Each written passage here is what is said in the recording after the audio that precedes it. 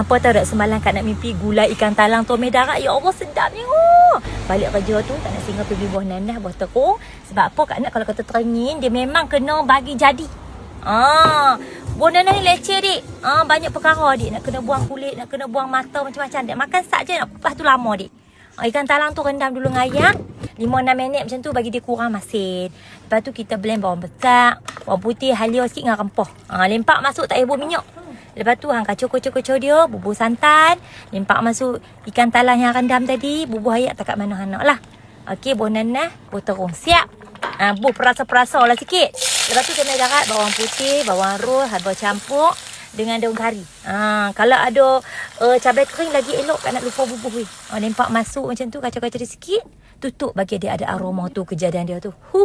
Sedap lah ya Allah. Hai. Okey, lepas tu kita masak menu malam-malas. Sayur kita nama sayur malas versi buncis. Lempak masuk macam tu. Simple je sayur anak, jangan tanya resepi. Malu nak share sebab simple sangat. Tapi tunjuk jugalah kan. Kok lah idea-idea hampa kan. Macam tu. Lepas tu ayam goreng untuk laki aku. Macam tu lah. Laki kita tak ada ayam sekali, dia merajuk. Lepas tu siap sambal belacan. Oh my god. Bismillahirrahmanirrahim. Sambal belacan.